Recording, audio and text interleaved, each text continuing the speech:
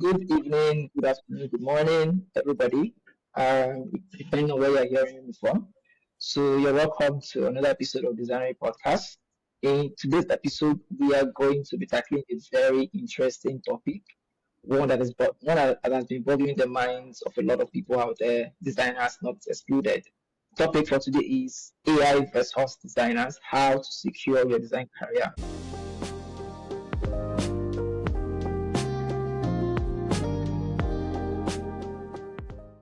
So in today's episode, you are going to hear about different aspects of AI and how it correlates with design. And also, we are going to be answering this question if AI is really going to obviously threat to your job. So stay tuned and stay with us to the end of today's session.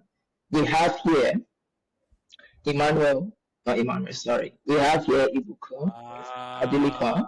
And, Wow. You're gonna edit that out in post.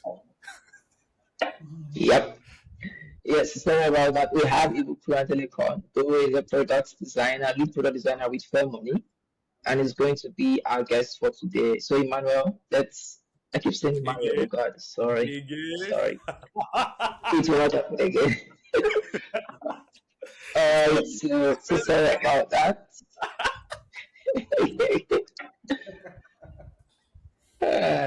Okay, so let's have it. Ibukun.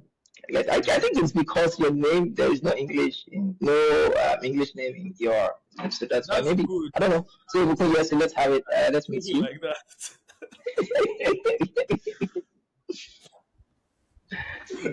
Okay. Yeah.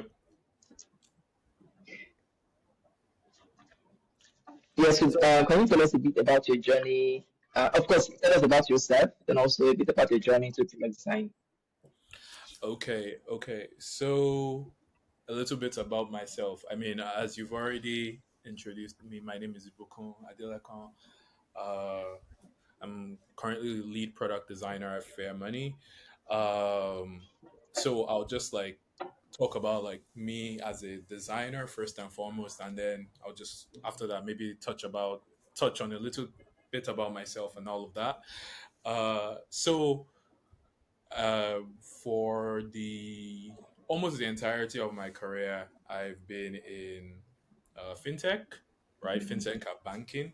Essentially, people would say like, "Oh, that's my niche," or maybe like my specialization, so to speak. But it's never been on purpose. It's just I found myself there, and I was like, "Okay, cool, let's keep building," and then we just kept on going that way. Um, I'm very big on very big on like user psychology and user behavior. So like yes, this screen is nice or this design is pretty and everything, but does it actually work? Does it actually solve the problem? A lot of times when people come and like have conversations with me or try to like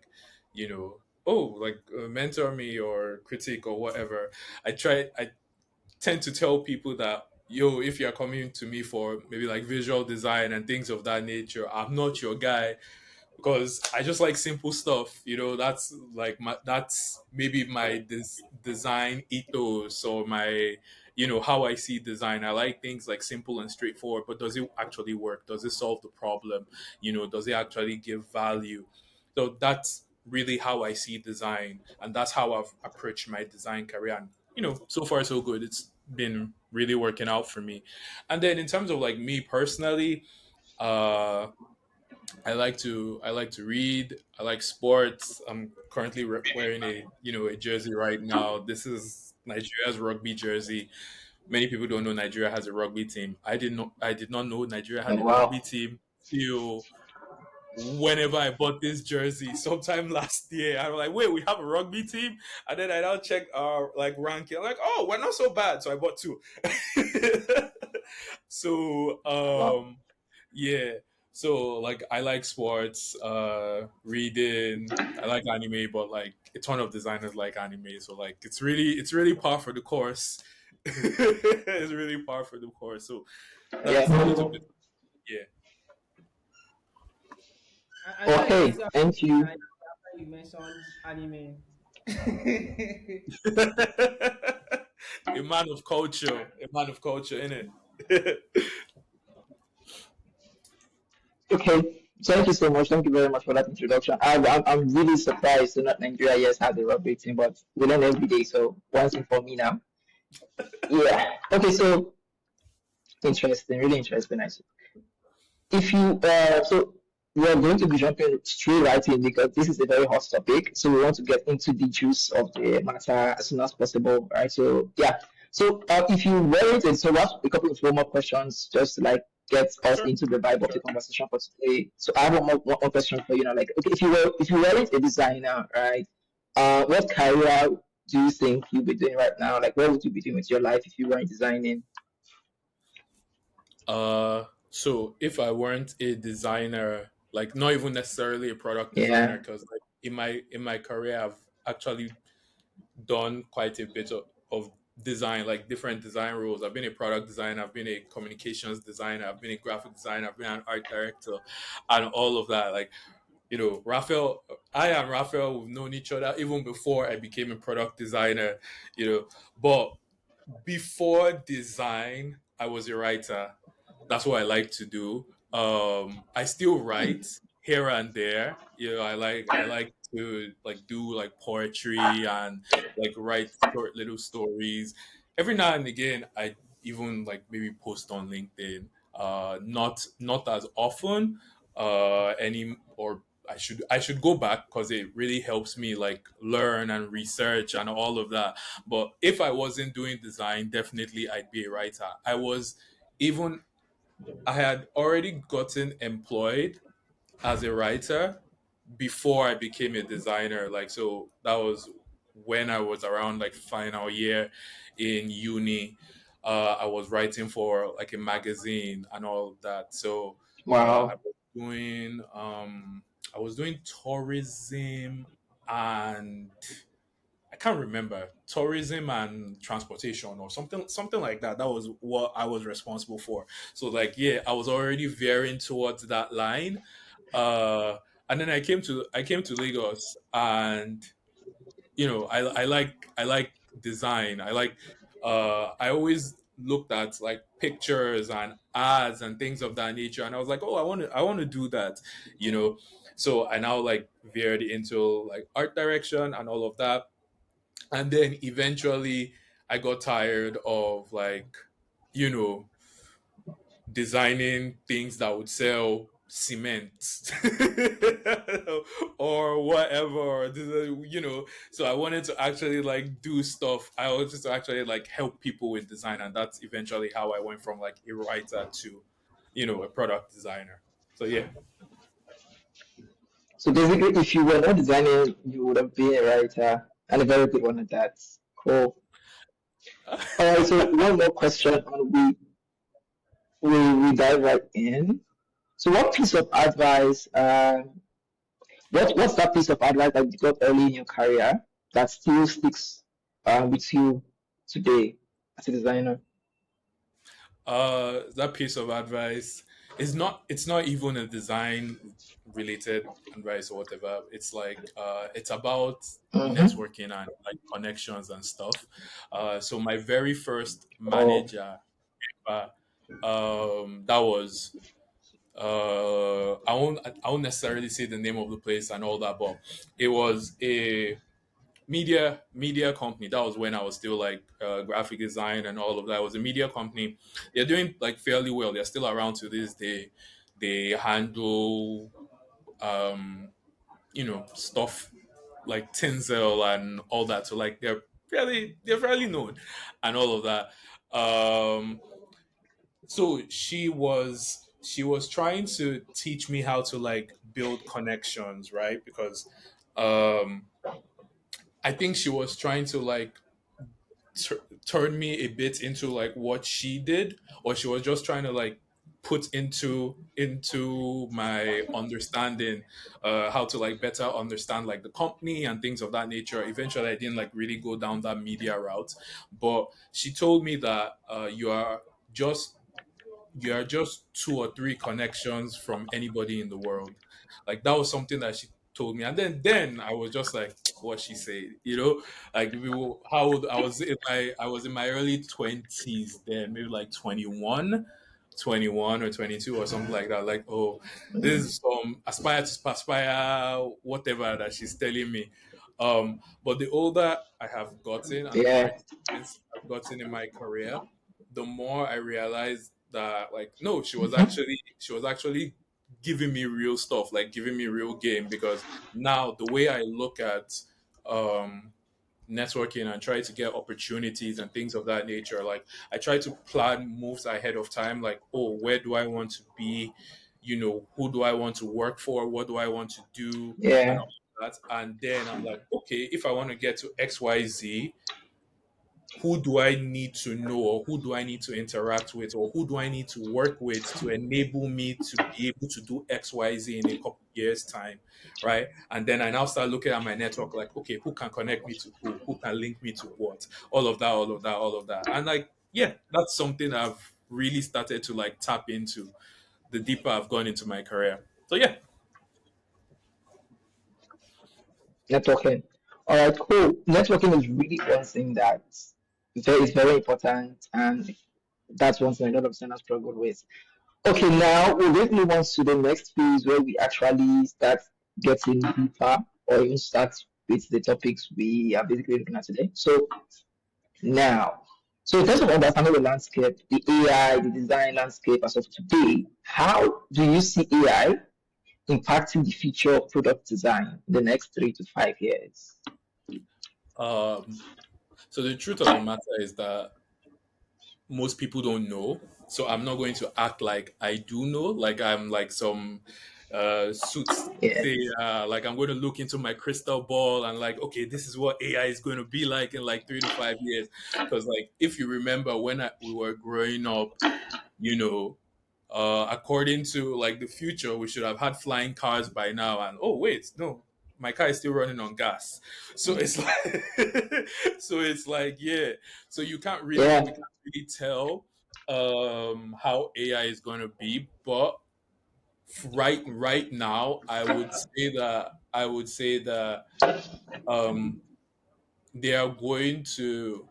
I mean, they already are, but in terms of like design, there are going to be like more and more people just like iterating at scale with AI, right? There are going to be more and more people iterating at scale with AI, like being able to like build out flows and like just test things at a really quick, rapid rate. But also, I truly believe that and then this is not even like 3 to 5 years. I think this is more like 10 to 15 years. I think there might be a little hiring problem personally because of the penetration mm, of AI. That's how I okay, see it. Because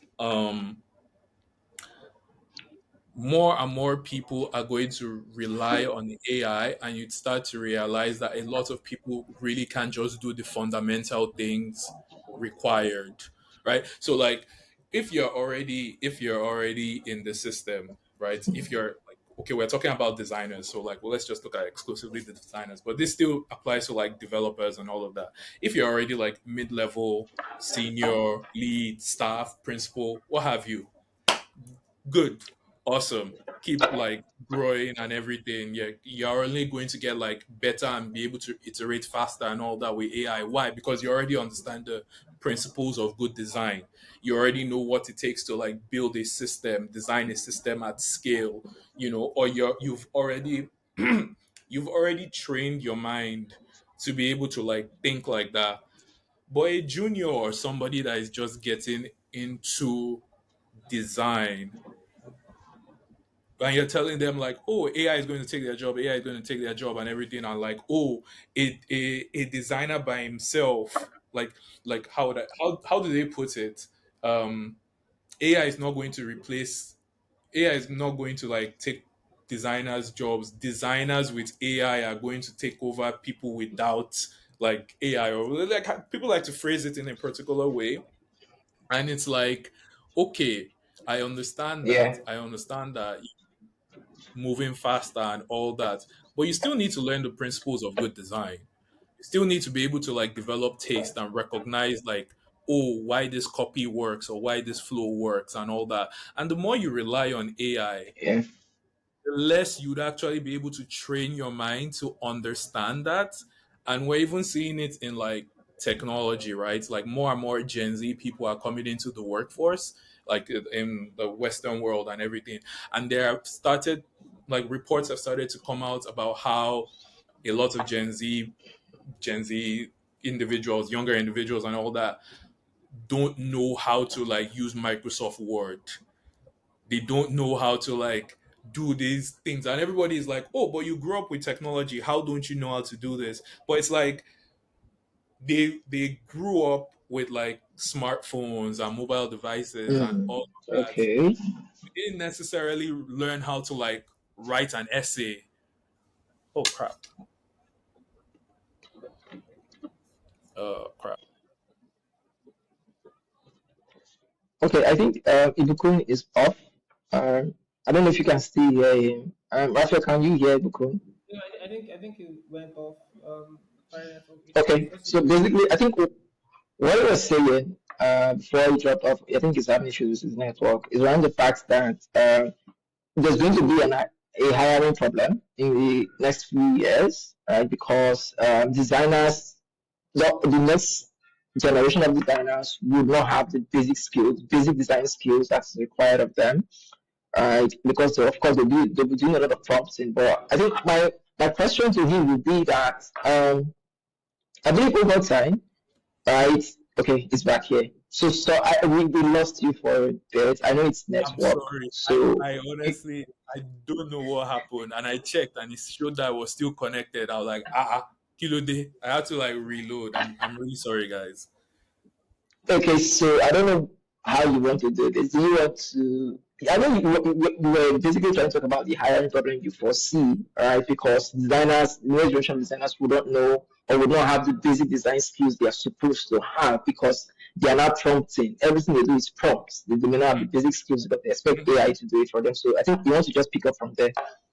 Yeah, so that's essentially it. Like, oh, um, you're essentially in quote prompt engineering, and you can't like Mm-hmm. think about how to solve the problem, right? I have so how I personally use AI right now, like chat gpt and stuff like that. I use it to write copy, right? So UX copy and all of that.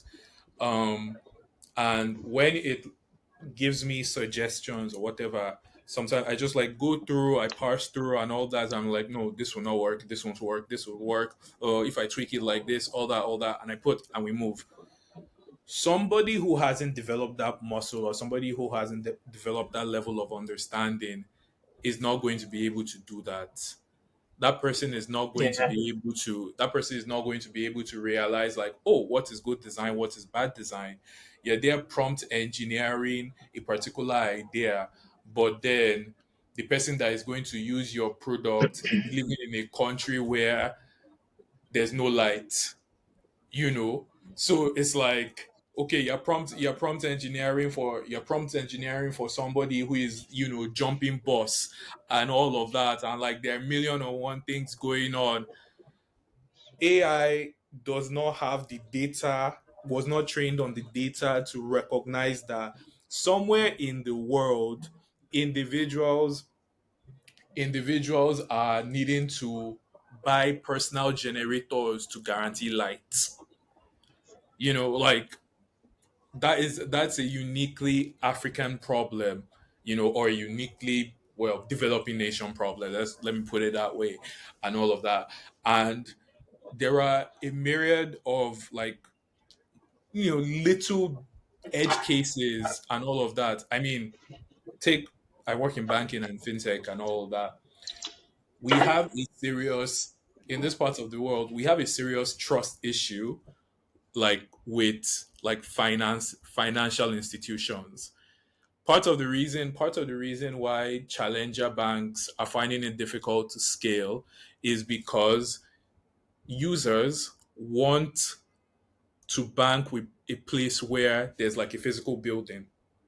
there's like brick and mortar, like a brick and mortar, whatever. So that if anything happens with my money, I can go there and shout and fight somebody and hold somebody's chest and all that, and all of that, all of that, all of that. AI is not going to think about that. Like, what does what does AI want to? How do you want to prompt that into? But if you have the ability to think and understand and all of that, if you've already trained that muscle, if you've already recognized or you've developed that understanding that, oh, design is not only about visuals and all of that and like AI, prompt engineering and all of that. It's also about studying people and psychology and sociology. You'd be able to do that. So that's one thing that I foresee. Like in a couple of years' time, there's going to be like a serious hiring problem because like people are just not going to be at the level required. It's going to more be like individuals that already have the knowledge trying to like prompt AI to do what is necessary to be done. And you new designers, entry level designers find it harder breaking. Those ones that haven't developed that ability to think and solve problems and strategize find it difficult breaking into the industry. So yeah. All right. Thank you very much. Because okay, I think just to add a bit, the older generation of designers who have this knowledge would are going to, of course, lead the industry at some point. But I don't think we should delve into that part where we now have a generation of designers who only know how to prompt. But let's not go into that conversation right now. Yeah, because that's the like derail us a bit. Okay, so what parts of the design process do you think are most vulnerable to automation? Right, like what parts of the design process do you think we can use AI prompts for, and what parts do you think we should AI could will not be able to still take over or automate? So grunt work basically, um essentially the stuff that junior designers are typically used to doing, right, or would typically do. So for example, now when I'm working and like let's say I'm creating a dashboard and like I'm trying to like impute data and all of that. Beforehand, I would have had to like manually like impute the data one by one, go through and all of that. Maybe that would like take me a couple of minutes, right? Minutes I could have Mhm. been minutes that I could spend ideating or doing something else. Now there's like a little prompt when Figma recognizes that, oh, you're duplicating like tables and all of that. It will give you a little prompt like, oh, use AI to like, and when you click on that prompt, it just like fills your table. Shikina, and you keep it pushing.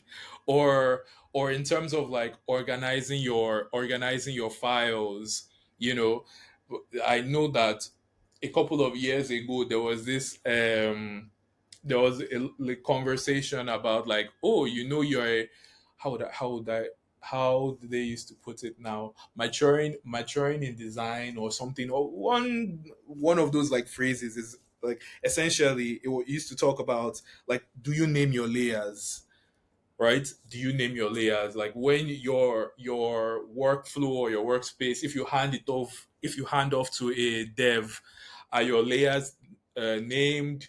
Are the arrows, are auto flows pointing in the right direction? All of that, all of that, all of that. Now I use AI to do that. I design all the upside down whatever that I want to do, frame 0, 0, 1, 3, 5, 6, 8, something, all of that. I design everything, and then when I'm now done, I now start going one by one, and I rename layer, and then it puts like parents container, child container. So they're like, oh, that's so neat. Like when I present my work, it's all like looking all proper, like a responsible designer should. But like those are the things that I believe right now AI is able to like automate and replace. Even the ability to come up with like different drafts of like the same layout, for example. You can prompt that. Or because I did that with Reloom at the time. like wireframing. So like just coming up with like different layouts and all of that of a website. But then obviously when you now want to start doing like more unique things, that is when you now start putting your own hand into it. I mean, like, um who here has seen like the GTA? Me, I like games, so I'm going to be mentioning game references when I'm talking about like AI and user interfaces and all of that. So like, for example, the GTA website, it's really really well done. It's like clean. There's like little parallax effects, like when you're scrolling and all of that. If you were to prompt an AI to do, or an AI tool to do a GTA website, I doubt that it's going to come up with something. I doubt. If you saw the way the lighting effects were rotating around the character, AI is not spitting that. Please, people, they cook for this life. So like those are the things that I believe like right now AI can automate, and then those are the things that right now AI can't. Like where does AI want to see it? So yeah. Yeah. So just to summarize what you just said, so basically you're saying that grunt work, which the category of work that people do and they're not happy but just have to do them, like renaming layers and all, right? Those are the kind of work that AI will take over. Also repetitive tasks, right? That you have to do. Those are the kind of things that AI will take over. And also, I think you made mention of the fact that you can even just like set a template and use AI to iterate. For instance, you can just design a layout and leverage AI to create variations of that layout, right? So yeah, Hmm. thank you very much. The part of using AI to rename layers, I know that's something I've not done, but I think I tried it once when Figma just released it, and it was really awesome. But till then, from then to now, I've not used it in any part of my work. But now that you've said it, I'm going to definitely try it out in my next when next I'm on Figma. Okay, so now looking into career security and growth, right? In this AI era as a designer, do you think that AI is a threat, right? Or a tool for designers, right? So I know you've given some expo as to why it could be a tool for a designer, but let's be honest, right? To what level do you think AI is a threat and also a tool for designers? Wait, guys, sorry, my network keeps like skipping. I can't really hear you as much. Am I like okay to reload, or I want to try and like connect to another? Maybe it would be better. Is that Okay, okay? it's fine. Yeah, so you can reload. When you join back, I'm going to repeat the question, then we can get back. Yeah, so stay tuned. Ibukun is going to be back, but he's been giving us really interesting tips and insights as to designers work with AI. So how is the network now? Is it good?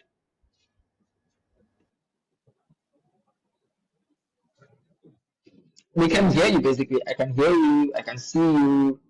I think you can continue. Maybe you should like leave and join back. Okay, so you can try leaving the studio and joining back if that would help. But basically, if you are there, hope you're getting value, right? So yes, AI is, we've not gotten to that part of the conversation if it's going to steal your job, but from what you've been hearing so far, from what Ibukun has been sharing, is that AI is going to help you be more efficient and effective, right? So I can see two of you right You now. can see two I don't of me. know. Oh my word. Rafa, what can you say? So one of these, okay, yeah, okay, we're good now. So I think, yeah, so it's, I think there's an error from, but now you're good. So I'm going to make you.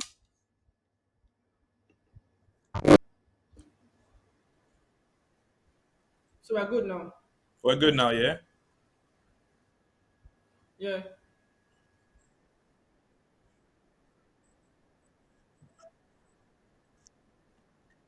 No problem. These are the issues, man. Like these are the issues. These are AI is not fixing this. I'm telling you, these are the issues, but yeah. Um, that GTA when I checked out that GTA website, I was marvel. I was perplexed. I was like, even human beings, how do you want to? When I looked at the GTA website, I was like, no, I'm not. I, I'm not. I thought I was this. I thought I was getting somewhere in this career, and then there are human people just walking amongst us, and they will just cook this and like just drop Like it, like, how? oh, just take. and like, and I like don't here's get So, it. and like here's the thing. hello? Oh, I can hear you. I can hear you. Sorry, before Okay, yeah, just, I was just talking yeah, about the GTA website with Raphael, and I'll just say this last thing, and then we'll go back. GTA was so confident that like there's nothing you people want to do. If you steal them, like nothing. They gave out all the assets on the website. They Everything dropped the videos, they dropped the pictures, they did everything. If you like download it, you guys don't have the skill. to you can replicate do. it. That's mad confidence. Yeah. So Yeah. I think bringing it back to the use of AI, right? So when we're speaking, I basically just thought of the old no code thing when Webflow came on board, right? Even before we have Framer, right? People were thinking Webflow is here, right? You could just crazy stuff without even having to write code. But you get to realize that the actual website that did crazy stuff, you actually get to write code. Because if you were to rely on no code alone, you will be able to do some basic stuff, good and fine animations here and there. But if you want to do crazy stuff, you have to write code. So you still need to have that skill, right? There are some things you just cannot do with AI, or Mhm. you cannot just allow an automation to run for you. Because the thing about like if bringing it back to the AI conversation, at the end of the day, it's replicating already established data, right? It needs to Yeah, go through stuff that already existed for it to just like replicate, like, okay, a country, so maybe like a product somewhere in this part of the world that you don't have access to, but they've traded on this data and whatever, because like whatever, you're not on the Play Store in Mexico or whatever, but yeah, it goes and it replicates the data for you and tries to marry it with whatever prompt that you've given it, right? But if you don't have the ingenuity or the understanding of whatever product that you want to create or whatever problem that you want to solve, nothing is going to happen. You won't be able to realize why this would work or this wouldn't work. You wouldn't be able to like understand the edge cases.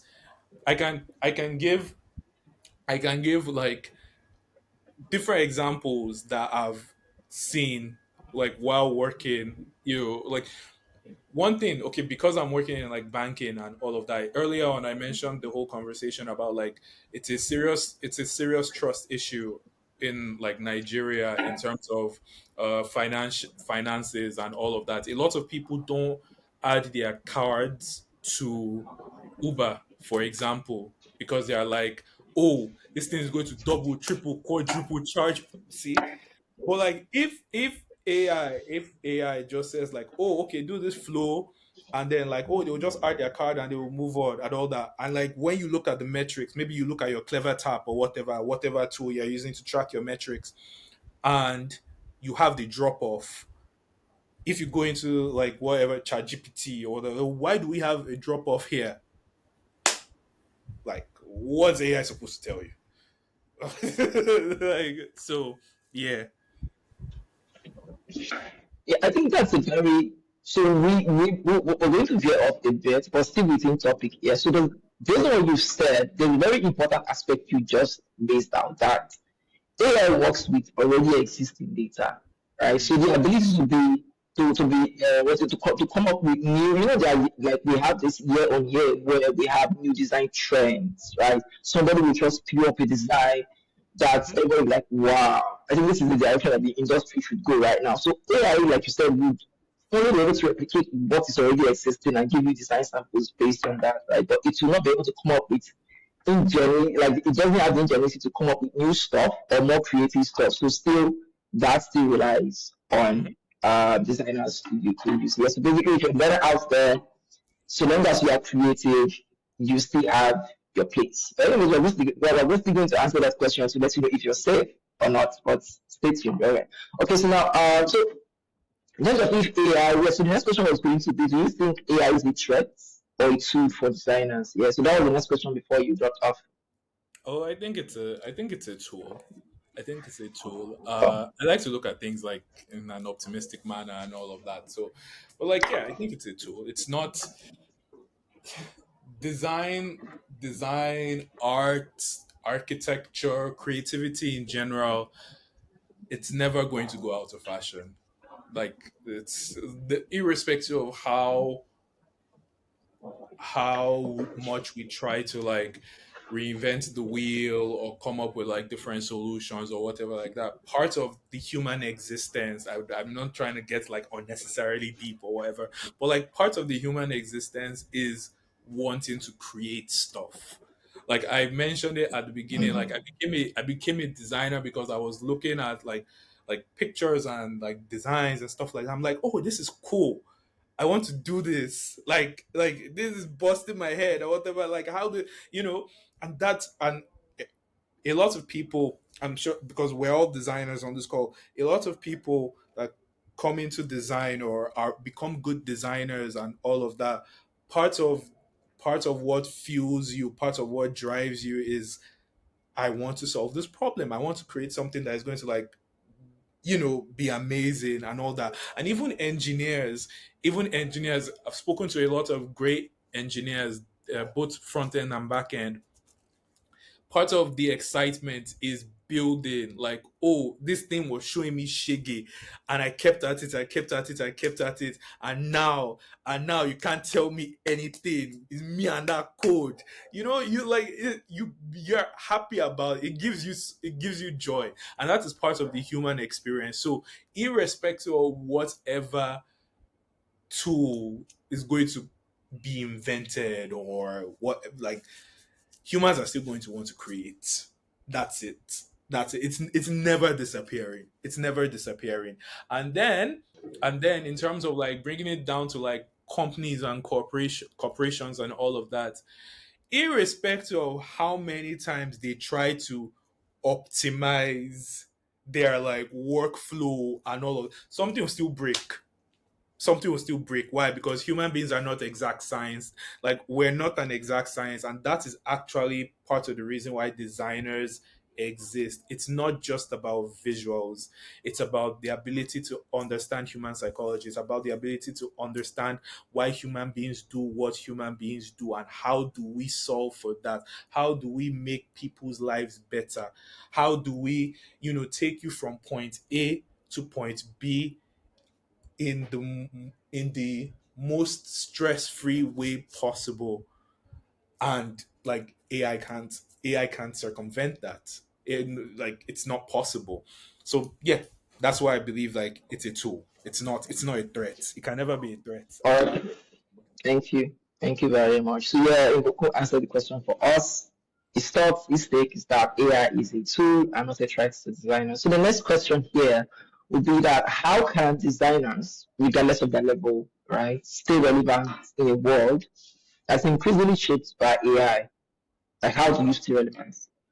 So I believe a big way to go about that would be to like, again, moving yourself from like thinking about like design from a visual standpoint to strategy. So like, oh, Mm. design, you're using design as a tool, right? One of the things I like to say is like design is the easy part. Like, in terms of like being a designer, like visual design is the easy part. We came in here because we like looking at cool stuff. Like, that's it.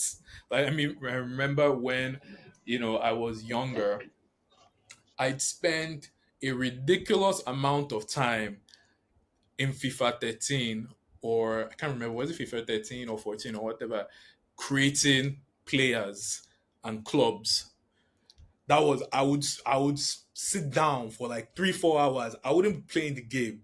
I'd be like, that would be what I would do and all of that. So thinking, moving from like, visuals to problem solving, the ability to actually offer people value, right? That's how I believe designers should evolve. Like, can you put your strategy, can you put your, I said strategy, can you put your design in a greater context? Are you a system thinker?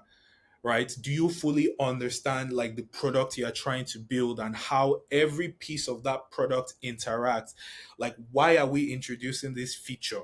Right? Like some people would try and like create a product and like you're just overwhelming your user with features and they don't use it. They don't use it at all. Like, and you're there one like, so like, why are we building this? What like are we like? Oh, I've heard I've heard about some PMs and to an extent some designers and all of that, or to a large extent there are lots of designers like, okay, so like you have this design, you have this feature and all that in your portfolio. Okay, so like what problem are you trying to solve? And they can't actually articulate the problem they were trying to solve. Like, oh, okay, I just go in PRD or something like that, or whatever. They just said, oh, we're building this. Okay, did you ask? Did you try and find out? You know, like I like to have conversations with like my own like PMs and VPs and what have you. Like, okay, what's the like greater strategy and all of that. Like, why are we doing what we're doing? So that I can like better understand. And you yourself, you'd be able to like think about the flow you're making, think about the flow you're making at scale. Like I said, like, okay, is it this going to work right now? Okay, cool. Is this flow you're also making, is this going to work in like 3 4 years? Okay, cool. Is this flow that you're making going to work when you put it in the context of like maybe like other countries or other product verticals, or things of that nature? Like, how is your design, or how does your design fit into the grander scale of the problem you're trying to solve? By the time you're able to like articulate that, I don't think you're ever going to go wrong as a designer. So I believe that's how, irrespective of whatever level you are, whether you're just starting out junior or you're very into your head of design or whatever, you're not just thinking about the visuals. You're thinking about the product, you know, as a whole. That's how I know that okay, you're definitely future proofing yourself against AI. Okay, thank you very much. I don't think there's any need to rephrase or summarize what you just said because that was clear.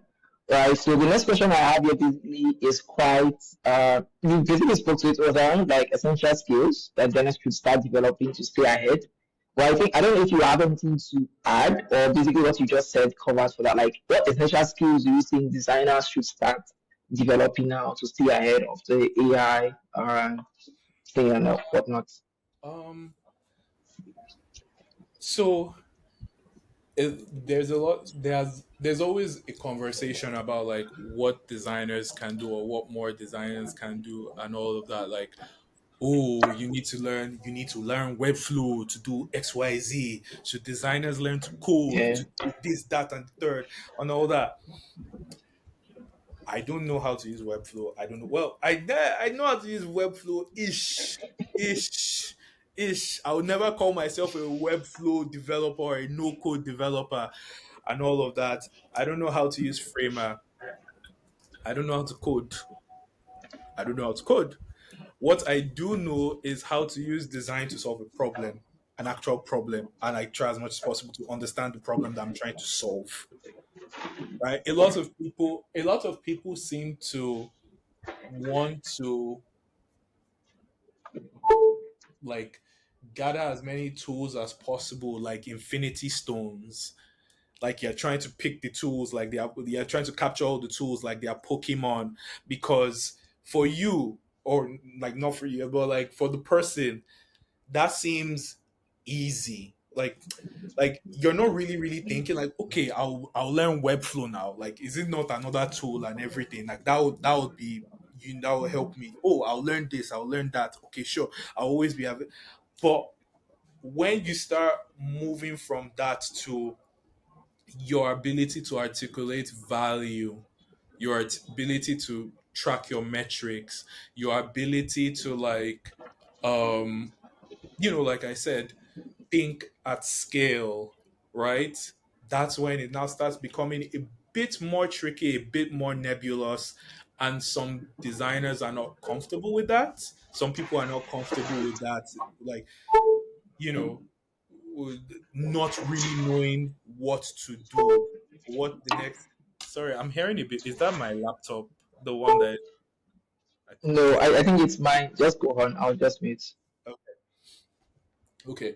So, yeah, yeah. So designers not knowing like how to move ahead or what, so that's why they just like stack tools and like, oh, I'll learn this, I'll learn that, I'll learn all of that. Whereas to me, I believe a more reasonable thing to do would be to, well, like I mentioned, really get good at learning how to like solve problems and the strategy and the idea behind it and all of that. That's why sometimes you find like, oh, a designer just like seems to gravitate or stick to a particular industry, right?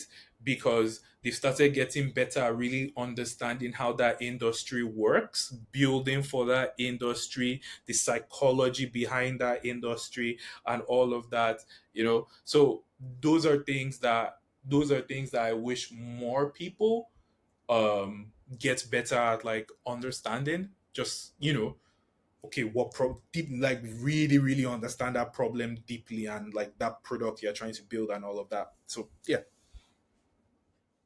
Okay, all right, thank you. So, Ibukun stake is understand your product, understand the products you're designing, the products you're building, understand the industry, right? Don't just get carried away with tools. You want to learn every tool, AI tool. Like if you go to, I think there's a website that there's a website called, or the URL, there's an AI for that.com or so, right? So if you go there, you find a lot of AI tools. But don't just get carried away with like learning all AI tools out there.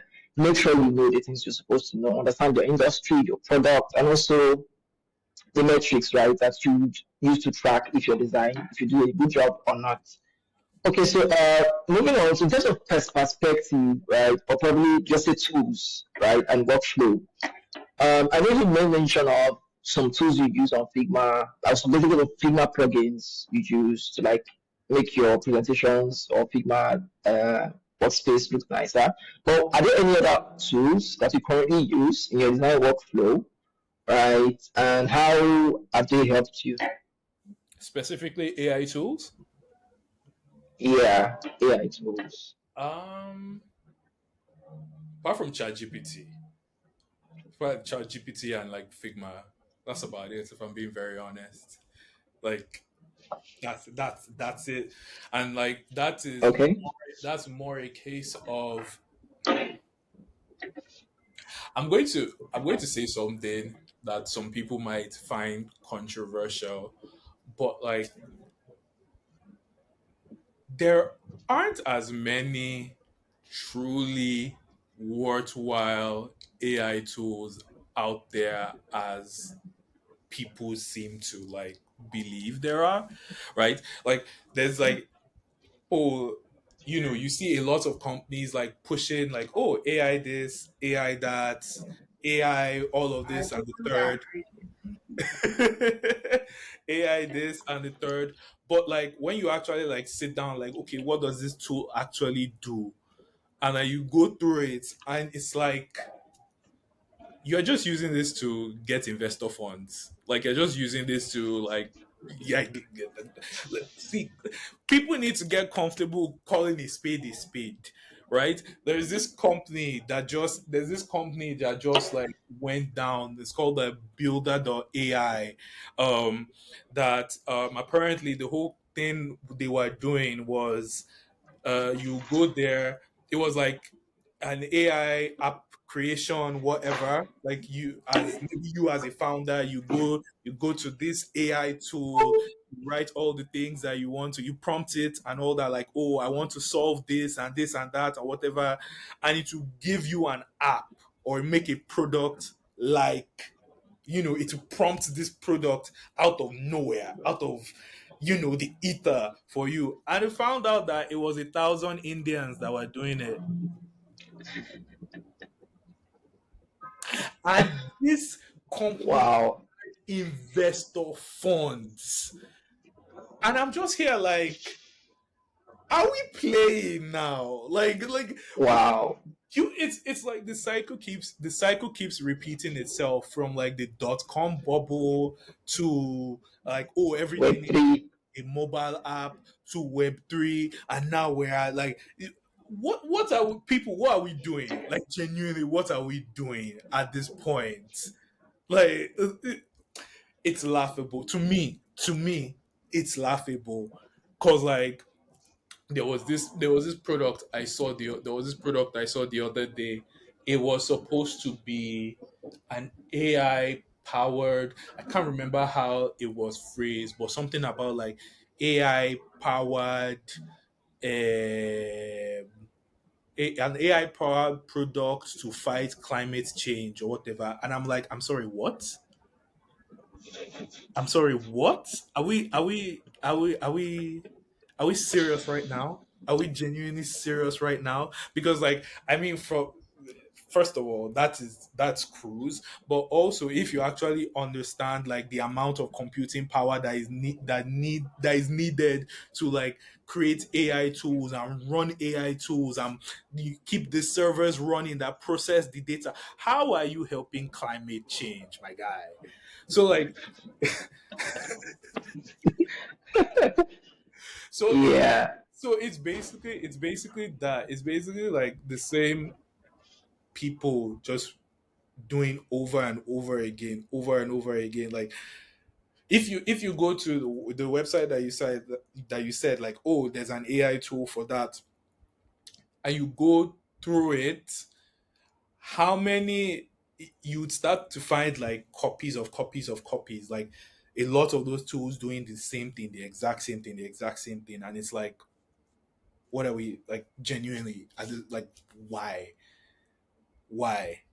what's so yeah, to answer your question, I literally only use Figma and ChatGPT, and that's it. Yeah. And I feel like if a couple of people are willing to be more honest, not as many people genuinely use it. When last did you use the AI feature on Instagram? I've never even used it. So I don't think you can ask Raphael. I've never used it. Like, I've never. I still wonder what the application is. Honestly. I don't get it. I'm sorry, but it's anyhow, Sha. Anyhow, that's my take. It's all right. Take. Yeah. So for you, it's ChatGPT and Figma, right? So yeah, and Figma, of course, Figma is adopting a lot of AI automations on their products. So yeah. Okay. So how can designers adopt to? But okay, let me say this, right? So how can designers adapt to working with AI, right? Instead of competing against it? I don't think that should be a question. I think we can skip that question basically because in our conversations we definitely would have covered it. I'll move on to the next one. So let's look at perspective and advice, right? So what mindset shift do you think is necessary for designers to thrive, right?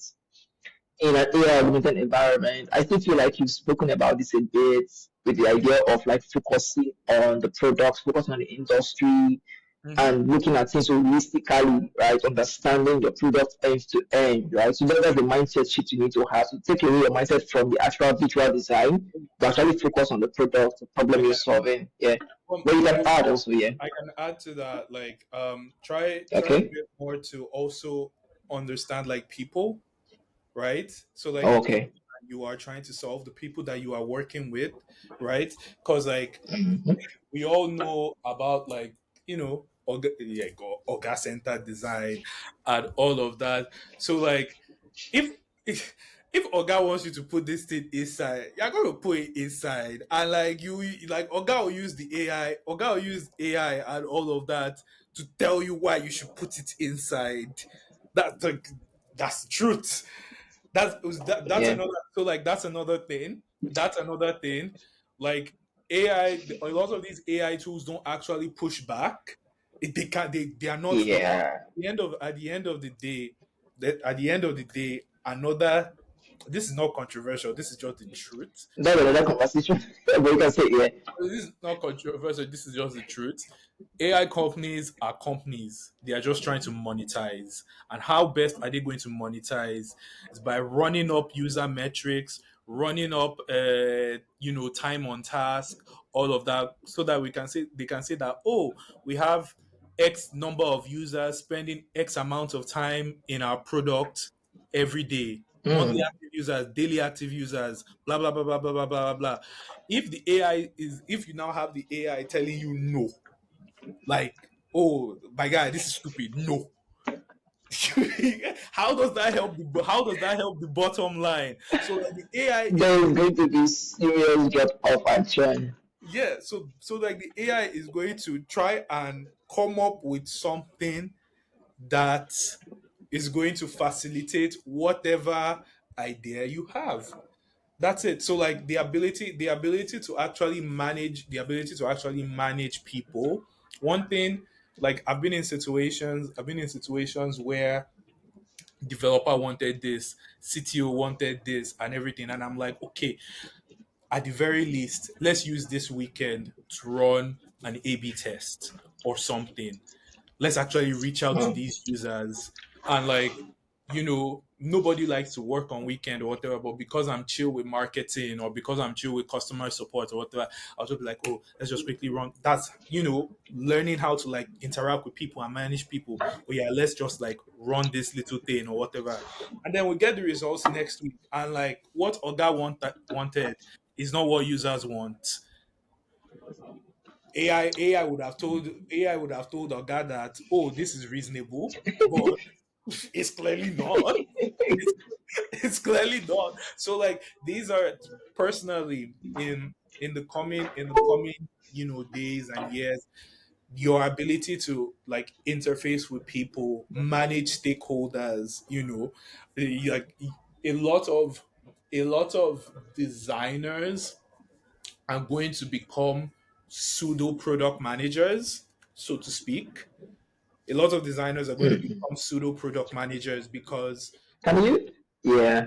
because like I'm saying, your ability to like understand the problem, understand how it works end to end, understand the psychology and all of that, that's already product management. All it remains is for you to start creating ladder flows and user stories and all of that, and you're a product manager at that point, and like that's why also good product designers, it gets to a point in their career when they start getting product manager offers. A company has reached Mm. out to me and asked me if I wanted to be a product manager. Why? Because the person, so like they went through my portfolio and like how like detailed I like to like make things or whatever, and they're like, and it's to them, it's like, I like, hey, your talents are being wasted in design. Come and manage this product. But to me, Yeah. that's how designers should actually be. That's how designers. So Mm. like that's another skill that I can say in the coming years will become very, very important in the age of AI. The ability to interact with people, because more and more people are going to there's going to, okay, depending on the level of education, but I don't think that education education and socialization can ever fully take away like the mistrust. Like we trust technology definitely, but like Mm-hmm. I don't foresee a situation where human beings are just going to like fully trust, at least not human beings everywhere. I don't see, like, here in Nigeria, for example, if a bank, a fintech today should tell you, release an AI feature to manage your money. I'm,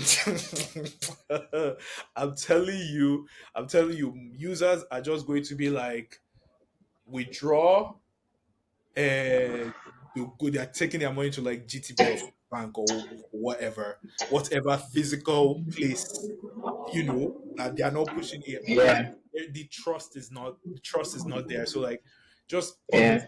understanding users is going to be actually big, and the ability to understand people. All right. Thank you very much. This second has really been very, very insightful. I think so. We are now wrapping up, right? We have a couple of questions to just talk about before we go, right? So if you are here, if you are following us on LinkedIn, you can leave your questions in the comment section and we'll get right to it. Even if you are watching the rebroadcast, right, on LinkedIn, probably you go back and watch the video and you have questions for us, you have questions for Ibukun, drop it in your LinkedIn and you can even tag him like you did at Ibukun at Adelekan. We have a question for you and you can leave your question. He will respond to it. If he doesn't respond, we're going to drag him to ensure he responds to it.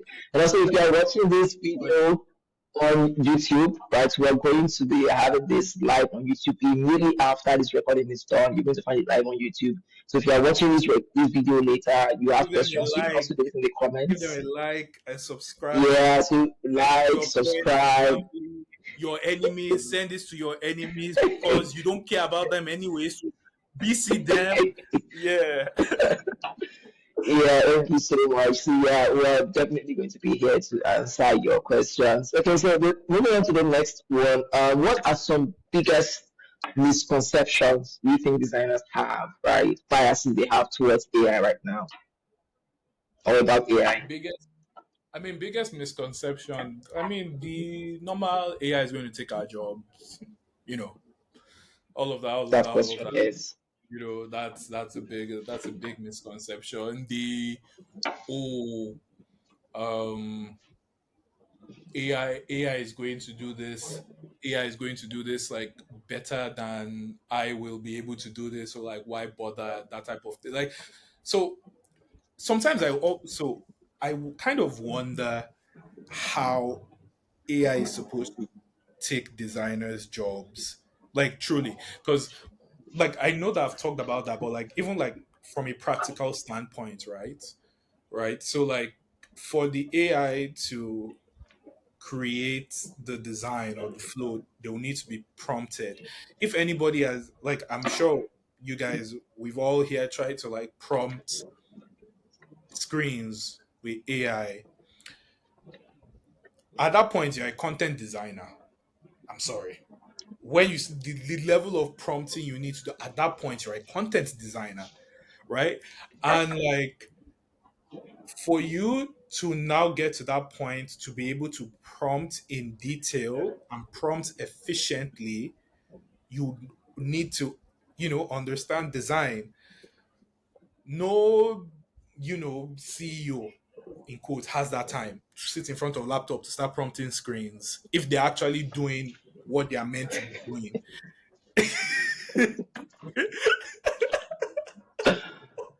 Nigeria CEOs have that time.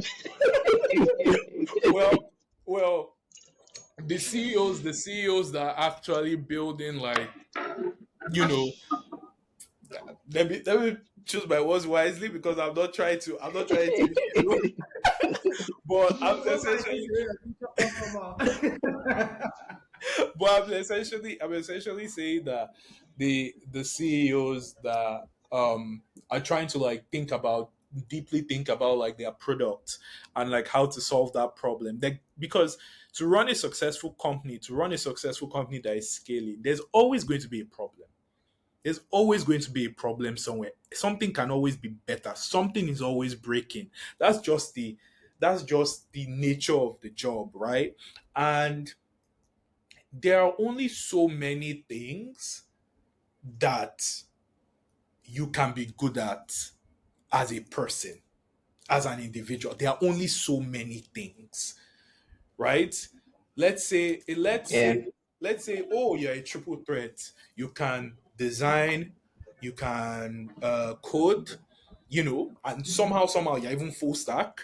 You can design, you can code, and you can manage a product because, like, I and Raphael know somebody like that, right?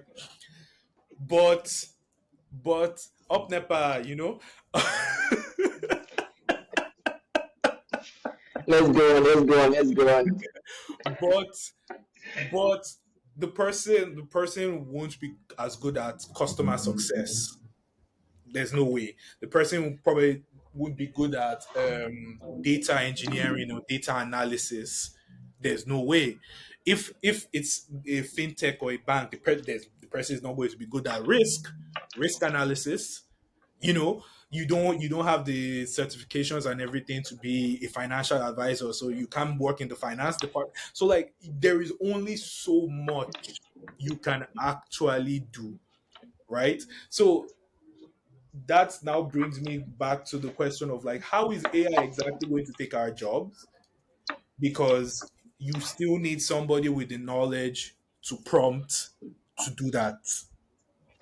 So yeah, I think that is one of the biggest misconceptions, because when you actually start breaking it down systematically, you start needing human beings, you start needing people to like plug into those systems.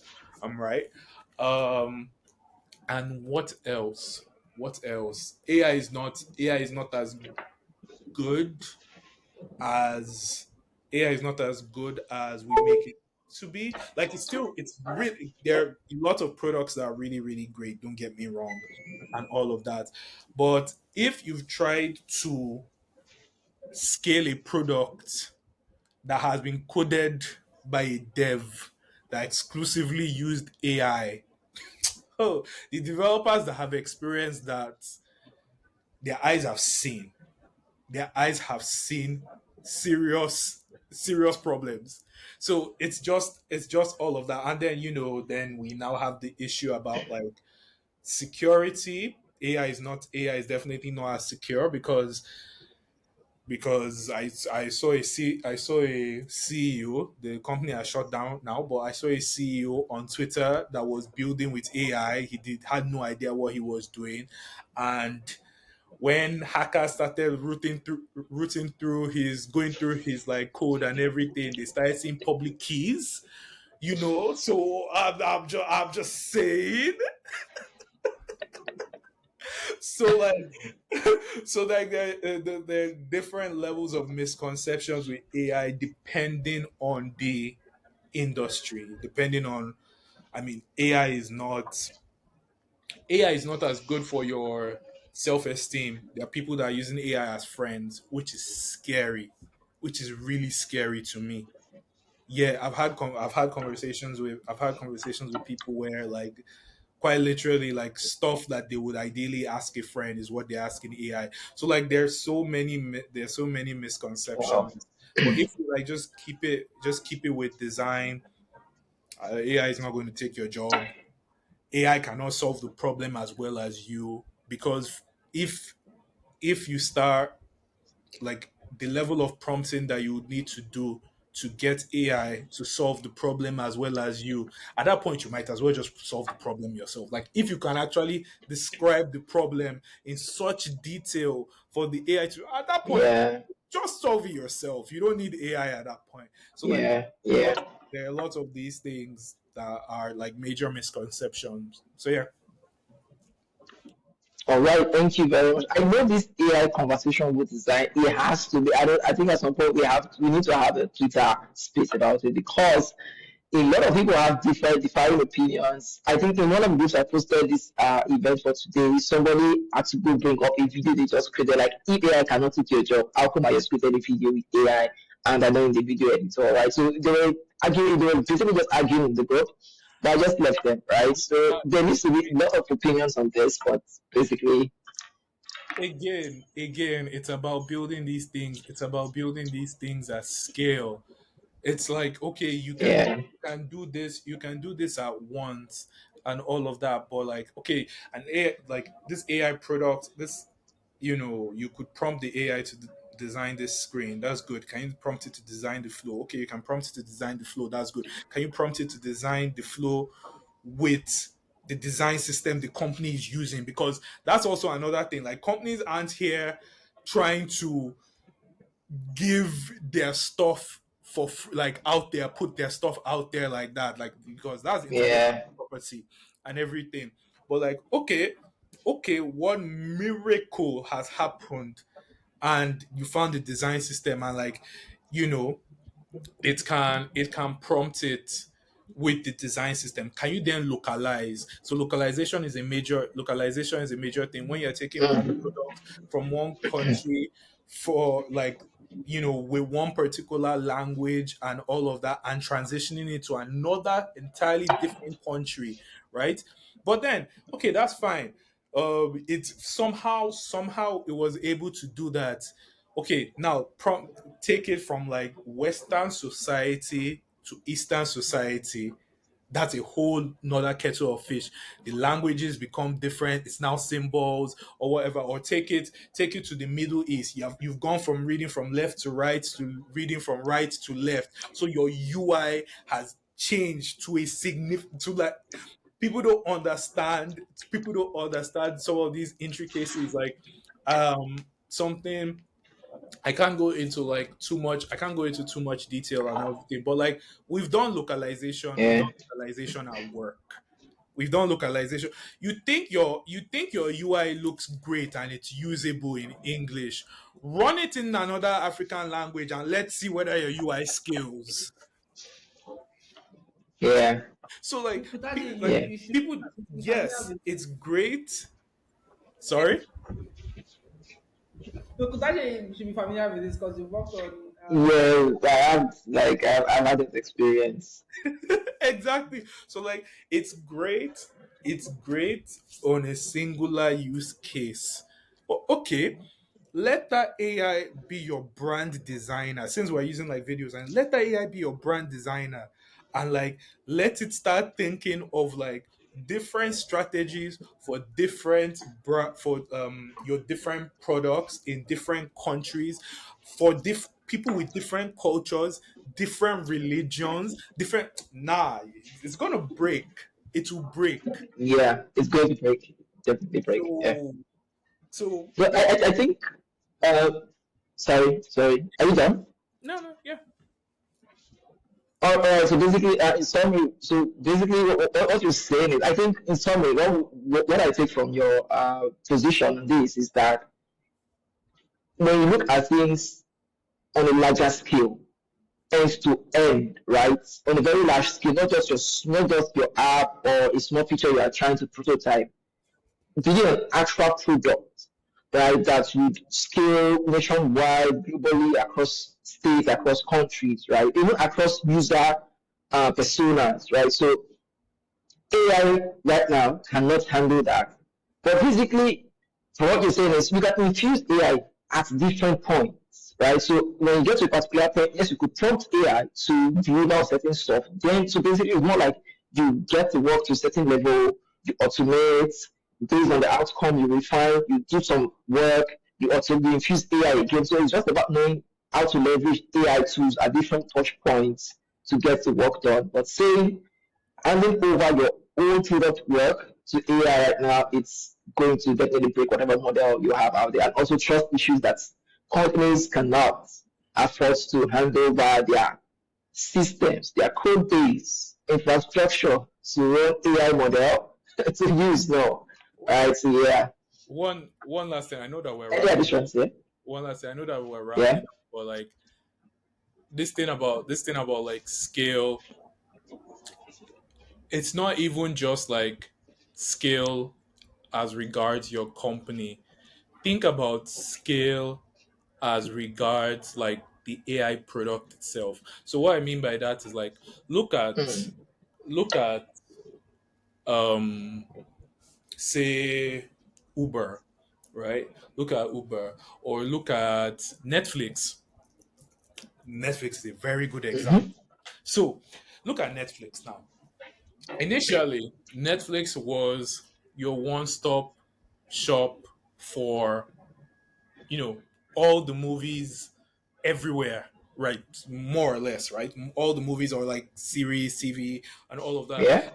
You will just pay, I can't remember how much it was then, and all of that. Just a couple dollars and all of that. No, but it wasn't up to $5 monthly, if I remember correctly. Yeah. I think there's around $3 or so. Yeah. Yeah. Um, and that was cool, and everybody was like, "Oh my god, that's so great," and all of that. how much is Netflix now with and like net and there are some parts of the world that Netflix you pay like is it $4 or something or whatever I don't remember like the tiers but you pay $4 and you still see ads. You're paying and you're still seeing ads. And then like the prices keep going up. The prices keep going up. Same thing for Uber. It was reasonable before and now it's Yeah. not. Like that Oh, okay.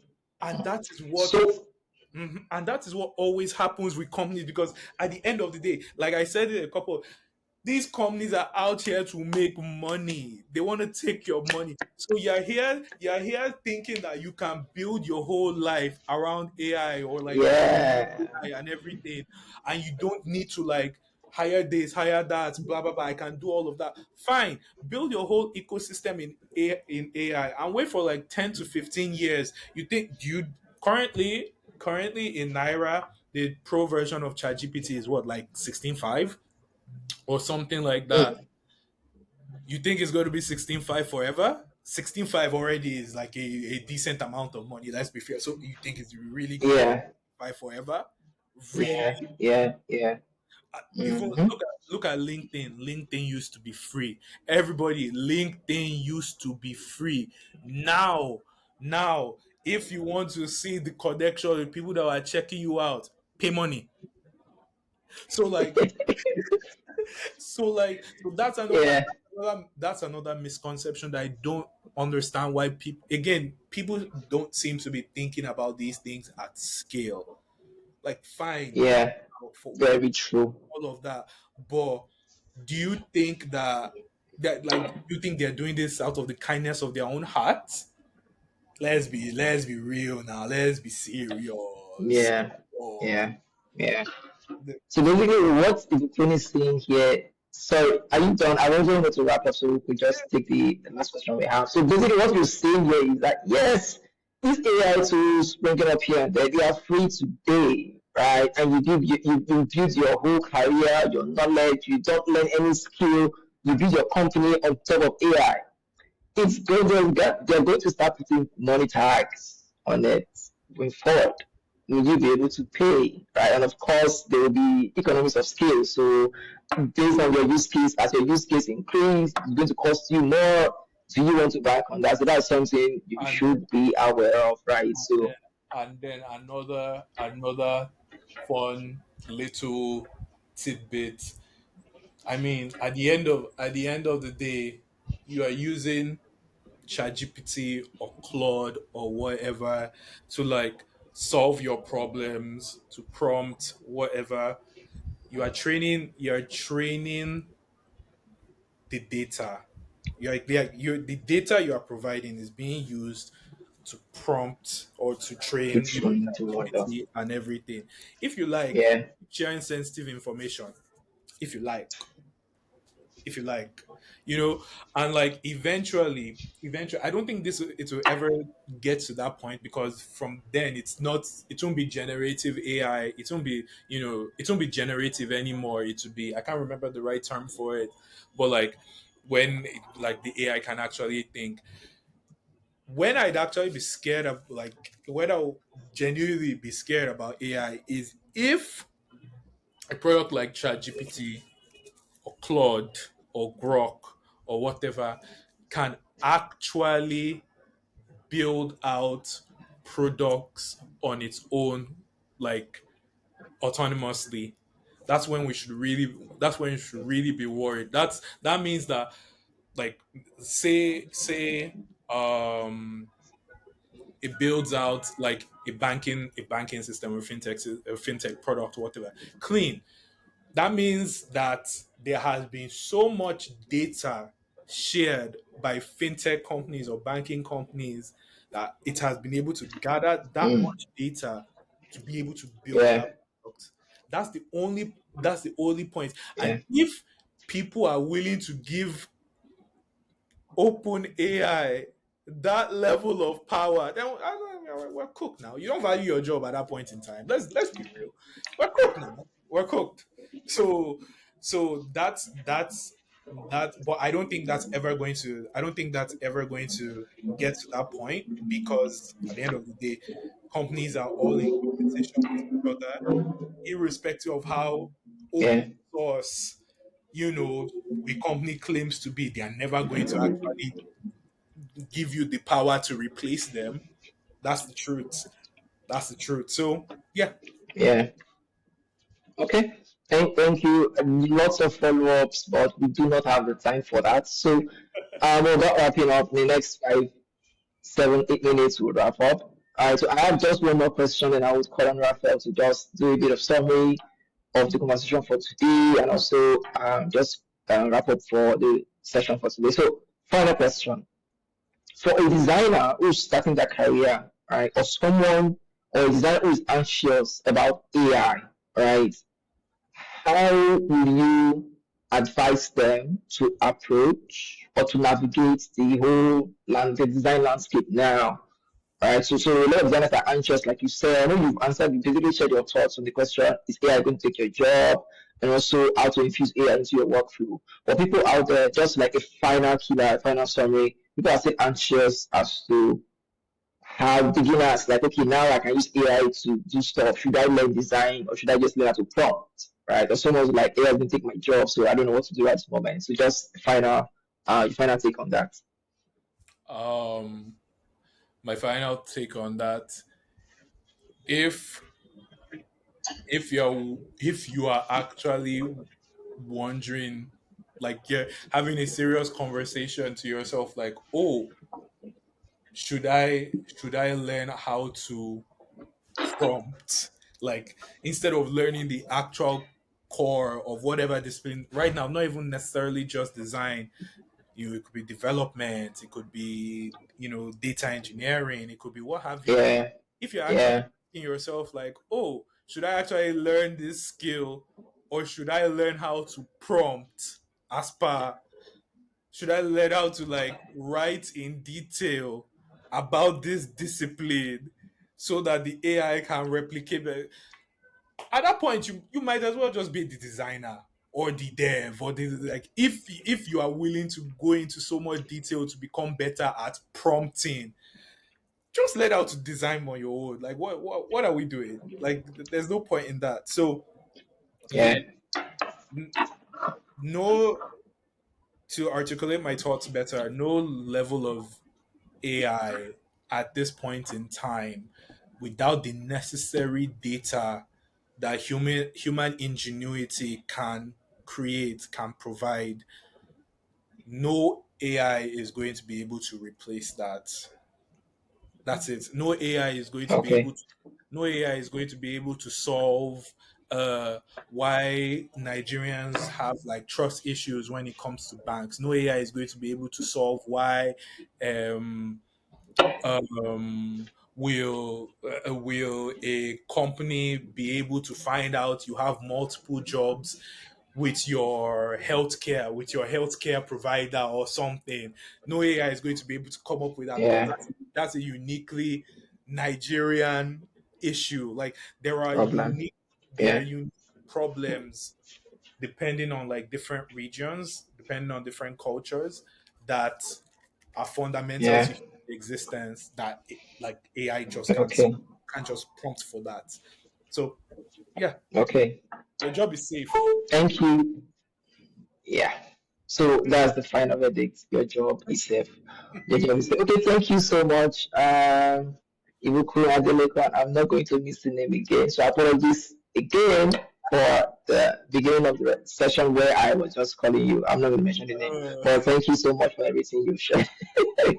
Thank you so much for everything you've shared. So yeah, there's been an insightful conversation. I know we've stressed further that we normally would, right? But because this is a very hot topic right now, so you understand why it has taken more than an hour, right? So I'm going to hand over to Raphael, who's the co-host for this session, to just wrap it up for us, and we'll call it a day. So just stay tuned. So Raphael, over to you. Yeah, thanks, Ibukun. I've been looking forward to having this conversation with you because we usually have exchanges about AI. Yeah, and um, honestly, I feel like there's still more to discuss about it, and maybe some other time we can find a way because there's actually a lot of perspectives. We now are talking from like the the designer side, us as designers, right, or creatives getting into the spaces. There's also the side of very which is very important. The Oga Center designer, the Oga Center people. You go to companies and you're seeing CEOs writing PRDs and trying to come up with design and say, hey, this is what should be done. And I'm like, well, that's a conversation for another day. But We cannot so exhaust this conversation today. so We yeah, cannot. there's actually, and actually listening to Ibukun explain his perspective and seeing there's so many points in there that can actually be further unpacked because I see a lot of leaders coming in and some people do try not to create panic. I think some people have other agendas when they try to push certain narratives like, oh, we're so cool. It's all part of the entire thing. I think what is really important, what Ibukun is trying to say, which further to the points he just made about, oh, if you start thinking that, hey, maybe I should learn how to prompt this thing, and go if you're going that deep into prompting how to solve the problem, After, yeah, so sorry to interrupt you. We have I set the session to record for 1 hour oh, 30 minutes. So we have just less than 4 minutes to just wrap up. So just tell them to. Yeah, I know you. Yeah, I'll do more next time if I know we're going to have this lengthy conversation. yeah, So just tell them to subscribe and yeah. all. Yeah, so I mean, we don't have enough time. So I just want to first of all, I want to say thank you Ibuku, for giving us your Yeah. time. There's something like we like to do. We want our speakers to be able to promote anything that they also do on our platform. So I mean, is there anything that you currently do? I know you did the Friends of Figma chapter in Lagos and some and I think on title design a lot of stuff. So if you just give us like a brief um introduction, what those are, so people can also Um, learn. yeah. So I'm in when I'm not designing, doing my day job, and letting Arsenal stress me. Oh my god. I also lead I also lead Friends of Figma Lagos. I mean every like Friends of Figma has like different chapters all around the world. So like it's a community of like designers and occasionally have like virtual sessions, and we had the watch party last month. So I do that. Um what other thing is there to plug? I guess I don't know. Plug me. I'm plugging myself. So like if so if you'd like to have more like in-depth conversations about like design and like just like technology, or you'd like a little bit of consulting, or I mean if your product is not converting and you're wondering why, and you've asked ChatGPT and ChatGPT told you make the button bigger and still nothing is happening, come and hire like actual designers. Yeah. So Yeah. yeah, Okay. that's the only thing I Yeah. have to Thank plug. you. I think you can find him on LinkedIn or at Ibukun Adelekan. I hope I don't want to Ibukun spell that wrong for Adelekan you. So on LinkedIn. but you find yeah, Yeah. yeah. Yeah. So, anyways, it was a very fantastic session. Thank you guys, all of you who joined online to watch us. You can always go back to stream the live video on YouTube. Um, Follow us, please like, share. A lot of people really need to watch the session because usually it's oh, we're cooked here and there, but like it could really give a lot of reasons why you are still valuable as a designer. So share this to somebody who you think you would need this. Like, comments, engage. We appreciate it. Until next time, guys. Thank you. Bye.